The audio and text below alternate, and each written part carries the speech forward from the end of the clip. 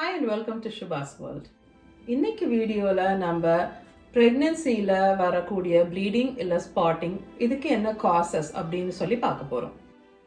And in case உங்களுக்கு ப்ரெக்னன்சியில் bleeding இல்லை spotting இருந்ததுன்னா நீங்கள் என்ன விஷயங்கள் பண்ணணும் பண்ணக்கூடாது இதெல்லாம் தான் நம்ம இந்த வீடியோவில் டிஸ்கஸ் பண்ண போகிறோம்.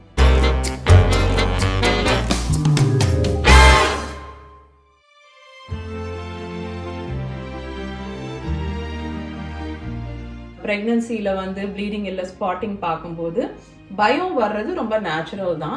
பட் நீங்கள் வந்து பேனிக் பண்ண வேண்டிய அவசியம் இல்லை. ஏன்னா மோஸ்ட் ஆஃப் த டைம் இந்த ப்ளீடிங் இல்லை ஸ்பாட்டிங் வந்து ஹார்ம்லெஸ்ஸான ஒரு கண்டிஷன்னால இருக்கலாம் அண்ட் அது ரிசால்வ் பண்ணக்கூடியதாகவும் இருக்கும்.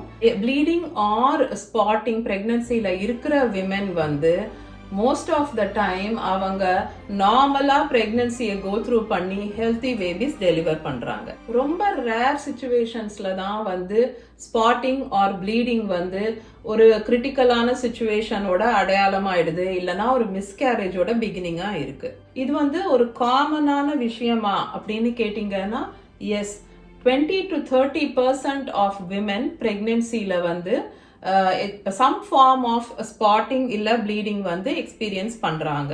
இது நார்மலா அப்படின்னு கேட்டிங்கன்னா no, it is not normal. எப்போ வந்து ஒரு ஸ்பாட்டிங் ஆர் ப்ளீடிங் இருக்கோ அதுக்கு வந்து ஒரு காரணம் இருக்கு அண்ட் அது வந்து ப்ரெக்னன்சியில் நார்மல் கிடையாது. ஸோ நீங்கள் எந்த விதமான ஸ்பாட்டிங் ஆர் ப்ளீடிங் இருந்தாலும் நீங்கள் உங்கள் டாக்டர் கிட்ட அதை பற்றி டிஸ்கஸ் பண்ண வேண்டியது ஒரு முக்கியமான விஷயம். மோஸ்ட் ஆஃப் த டைம் உங்கள் டாக்டர்ஸ் வந்து இந்த ப்ளீடிங்கான காரணம் என்ன இல்லை இந்த ஸ்பாட்டிங்கான காரணம் என்ன அப்படின்னு கண்டுபிடிச்சி உங்களுக்கு அட்வைஸ் பண்ணுவாங்க, அதை எப்படி மேனேஜ் பண்ணணும், நீங்கள் என்னென்ன செய்யணும் செய்யக்கூடாது அப்படின்னு சொல்லிட்டு. வெரி ரேர்லி அன்எக்ஸ்பிளைன்ட் ப்ளீடிங் அப்படின்னு சொல்கிறாங்க. அதாவது என்ன காரணம்னே தெரியாமல் ப்ளீடிங் ஆர் ஸ்பாட்டிங்கும் இருக்கிறதுக்கு சான்ஸ் இருக்குது ப்ரெக்னன்சியில். ஸோ நீங்கள் வந்து ப்ரெக்னெண்ட்டாக இருக்கீங்க அண்ட் நீங்கள் வந்து ப்ளீடிங் இல்லை ஸ்பாட்டிங் நோட்டீஸ் பண்ணுறீங்கன்னா நீங்கள் பேனிக் பண்ண வேண்டிய அவசியம் கிடையாது. ஏன்னா அதுக்கு அர்த்தம் வந்து ப்ரெக்னென்சி முடிஞ்சிடுச்சு, ப்ராப்ளம் இல்லை மிஸ்கேரேஜ் ஆக போகுது அப்படின்னு அர்த்தம் கிடையாது. நிறைய ரீசன்ஸ்னால வந்து ஸ்பாட்டிங் ஆர் ப்ளீடிங் இருக்கிறதுக்கு சான்ஸ் இருக்குது ப்ரெக்னென்சியில். ஸோ நம்ம இப்போ அதெல்லாம் என்ன அப்படின்னு சொல்லி starting from the beginning first ட்ரைமெஸ்டர்ல இருந்து அந்த எண்ட் ஆஃப் ப்ரெக்னன்சி வரைக்கும் என்னென்ன காசஸ் காமனாக இருக்குது அப்படின்னு சொல்லி பார்க்கலாம். ஓகே, ஃபர்ஸ்ட் வந்து இதில் வர்றது வந்து இம்ப்ளான்டேஷன் ப்ளீடிங். பிகாஸ் இது வந்து நீங்கள் ப்ரெக்னென்ட் அப்படின்னு கண்டுபிடிக்கிறதுக்கு முன்னாடியே கிட்டத்தட்ட நடக்கக்கூடிய ஒரு விஷயம். ஸோ நம்ம ஏற்கனவே இம்ப்ளான்டேஷன் ப்ளீடிங் ரொம்ப டீட்டெயில்டாக சில வீடியோஸில் டிஸ்கஸ் பண்ணிட்டதால நம்ம இதில் வந்து சிம்பிளாக சொல்லணும்னா இம்ப்ளான்டேஷன் ப்ளீடிங் வந்து உங்களுக்கு அந்த கன்செப்ஷன் ஆன அந்த ஃபர்டிலைஸ்ட் எக் வந்து யூட்டரஸ்குள்ளார போய் பதியும் போது நடக்கக்கூடிய ப்ளீடிங் தான் இம்ப்ளான்டேஷன் ப்ளீடிங் அப்படின்னு சொல்றாங்க. இந்த இம்ப்ளான்டேஷன் ப்ளீடிங்கிறது வந்து எல்லா விமென்னும் எக்ஸ்பீரியன்ஸ் பண்ண மாட்டாங்க. ஒரு 20% to 30% ஆஃப் விமென்க்கு தான் இம்ப்ளான்டேஷன் ப்ளீடிங் இருக்கும் அப்படின்னு சொல்றாங்க. அண்ட் இந்த இம்ப்ளான்டேஷன் ப்ளீடிங்கிறது எப்பவுமே வந்து பீரியடை விட லைட்டராக இருக்கும், either pink or light red or brown கலர்ல இருக்கும். And most of the time இது வந்து ஒரு ஸ்பாட்டிங் மாதிரி தான் இருக்கும், பீரியட் மாதிரி. அதில் ஒரு ஃப்ளோ இருக்காது, ஒரு பேட் யூஸ் பண்ணுற அளவுக்கு வந்து உங்களுக்கு ப்ளீடிங் இருக்காது.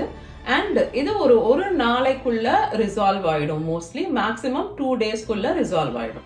நெக்ஸ்ட் டைப் நம்பர் 2 என்ன கைண்ட் அப்படின்னு பார்த்தீங்கன்னா இது வந்து பிரேக் த்ரூ ப்ளீடிங் அப்படின்னு சொல்கிறாங்க. நம்மளோட உடம்பு வந்து மந்த்லி பீரியட்ஸ்க்கு வந்து பழகி இருக்கும்போது ஒரு கன்செப்ஷன் நடக்கும்போது அந்த கன்செப்ஷனையும் தாண்டி வந்து சில ஹார்மோனல் சேஞ்சஸ்னால வந்து சில பேருக்கு வந்து பிரேக் த்ரூ ப்ளீடிங், அந்த பீரியட் டைம்ல கரெக்டாக ப்ளீடிங் வந்து வர ஆரம்பிச்சிடும் பீரியட் மாதிரியே. ஆனால் அது பீரியட் அளவுக்கு ஹெவியா இருக்காது, பீரியடை விட மச் லைட்டரா இருக்கும். ஆனால் ஸ்பாட்டிங்கை விட கொஞ்சம் அதிகமாக இருக்கிறதுக்கு வாய்ப்பு இருக்கு. Number 3 infection.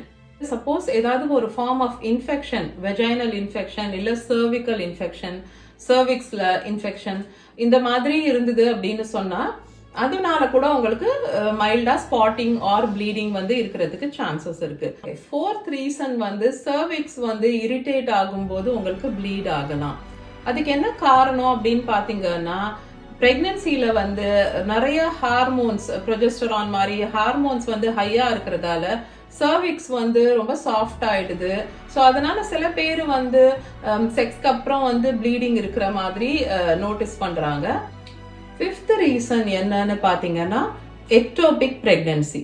ஃபர்டிலைஸ்ட் எக் வந்து யூட்ரஸ்ல இம்ப்ளான்ட் ஆகி வளராம யூட்ரஸ்ல இல்லாம வெளியே வேற இடங்கள்ல வந்து அந்த பிரெக்னன்சி க்ரோ ஆக ஆரம்பிக்கும் போது அது எக்டோபிக் பிரெக்னன்சி அப்படின்னு சொல்றாங்க.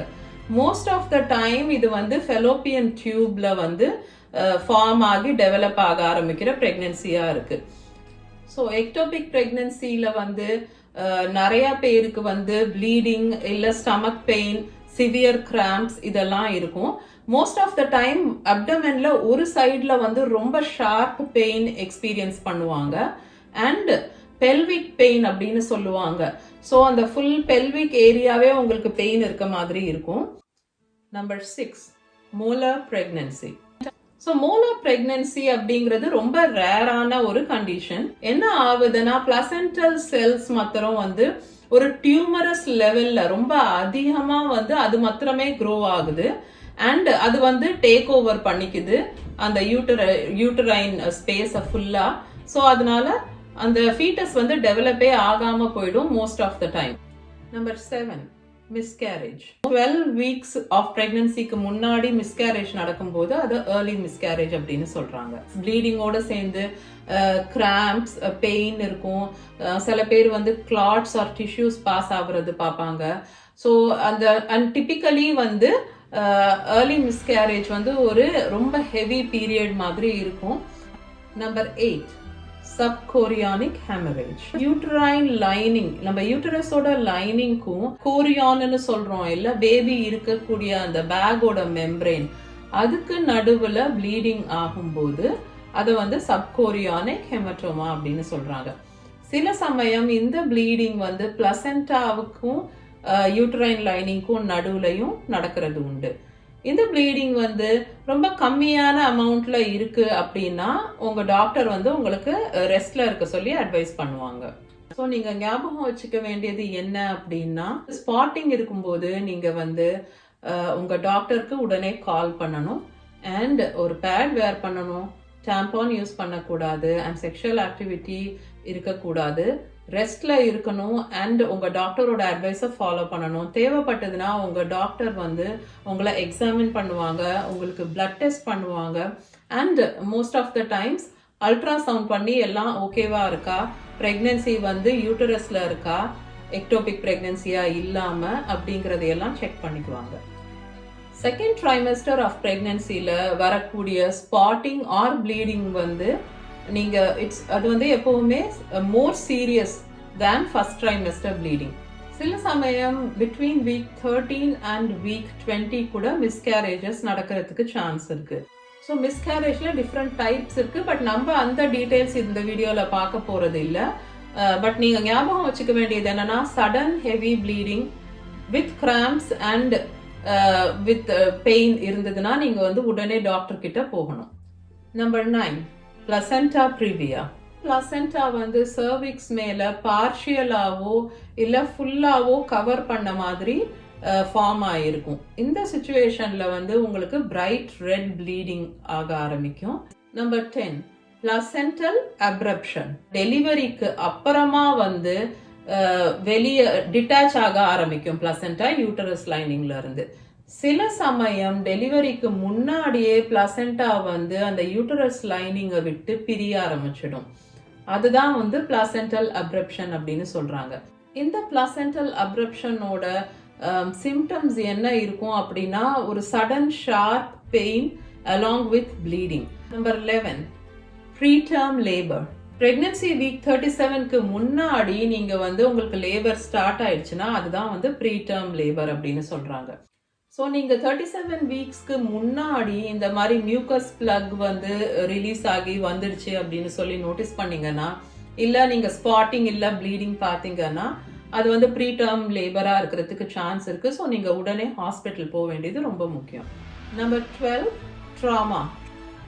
ட்ராமா அப்படின்னு சொல்லும்போது யூட்டரஸ்ல வந்து அடிபடுறதுனால வரக்கூடிய bleeding or complication. Sometimes car ஆக்சிடென்ட்னாலயோ இல்லைனா வந்து ஸ்டெப்ஸ்ல வந்து உருண்டு விழுந்துட்டதாலேயோ இல்லை அந்த மாதிரி ஏதாவது ஒரு ஃபார்ம் ஆஃப் ஆக்சிடென்ட்னால வந்து யூட்ரஸ்ல அடிபடுறதுனால ப்ரீடர்ம் லேபர் இல்லைனா வேற ஏதாவது ஒரு ப்ராப்ளம்னால வந்து ப்ளீடிங் ஆகுறதுக்கு சான்ஸ் இருக்கு. Number 13, யூட்டரைன் rupture. யூட்டரஸோட வால் வந்து பிரெக்னன்சிலையோ இல்லைனா டெலிவரி போதோ டேர் ஆக ஆரம்பிச்சிடும். சில பேருக்கு severe pain and bleeding start ஆகும். சில பேருக்கு வந்து இந்த ரிஸ்க் ஆஃப் யூட்டரைன் ரப்சர் வந்து அதிகமா இருக்கு. இதுக்கு முன்னாடி நீங்க உங்களுக்கு வந்து யூட்டரைன் சர்ஜரி நடந்திருந்தா இல்லைனா சிசேரியன்ல வந்து ரொம்ப காம்ப்ளிகேட்டட் சிசேரியன்னால ஒரு டிஃப்ரெண்ட் டைப் ஆஃப் கட் பண்ண வேண்டி இருந்தது அவங்களுக்கு சிசேரியன் சர்ஜரி போது அப்படின்னா, இல்லைனா இதுக்கு முன்னாடி மல்டிபிள் சிசேரியன் சர்ஜரிஸ், இதுக்கு முன்னாடி மோர் தென் ஒன் டைம் நீங்க வந்து உங்களுக்கு சிசேரியன் பண்ணி டெலிவரி பண்ணியிருந்திருக்காங்க அப்படின்னா, அந்த சிச்சுவேஷன்ல இருக்கிறவங்களுக்கு வந்து அவங்களுக்கு வந்து இந்த ரிஸ்க் ஆஃப் யூட்டரைன் ரப்சர் வந்து கொஞ்சம் அதிகமா இருக்கு அப்படின்னு சொல்றாங்க. செகண்ட் ட்ரைமெஸ்டர்ல நடக்கக்கூடிய ப்ளீடிங் வந்து கொஞ்சம் serious as compared to first trimester bleeding. So immediate attention கொடுக்கணும் நீங்க செகண்ட் ட்ரைமெஸ்டர்ல ப்ளீடிங் இல்ல ஸ்பாட்டிங் நடக்கும்போது. எப்போ உங்களுக்கு சடன் ஹெவி ப்ளீடிங் ஆகுதோ with pain or without pain நீங்க வந்து உடனே டாக்டர் கிட்ட போகணும்.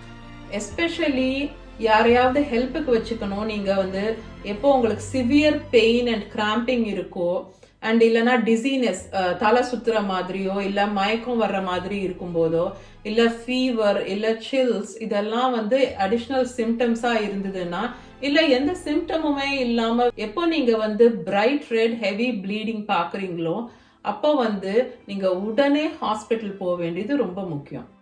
ஸோ இதோட நம்ம இந்த வீடியோட எண்டுக்கு வந்துட்டோம். உங்களுக்கு ஏதாவது டவுட்ஸ் இல்லை கொஷின்ஸ் இருக்கு இல்லை ஏதாவது பாயிண்ட் வந்து நான் இந்த வீடியோவில் ஆட் பண்ணணும் அப்படின்னு இருந்தது அப்படின்னா ப்ளீஸ் எனக்கு கமெண்ட் பண்ணுங்க. நான் உங்கள் எல்லா கமெண்ட்ஸுக்கும் ரெஸ்பாண்ட் பண்ணுவேன்.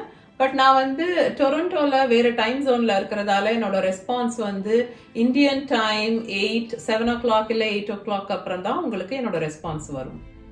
இந்த வீடியோ உங்களுக்கு யூஸ்ஃபுல்லாக இருக்கும் அப்படின்னு நான் நினைக்கிறேன். நீங்க வந்து உங்களுக்கு யூஸ்ஃபுல்லா இருந்ததுன்னா ப்ளீஸ் லைக் பண்ணிட்டு நீங்க வந்து உங்க ஃப்ரெண்ட்ஸோட ஷேர் பண்ணுங்க. நான் ஒன்ஸ் எவ்ரி Thursday ஒரு நியூ வீடியோ போஸ்ட் பண்றேன்.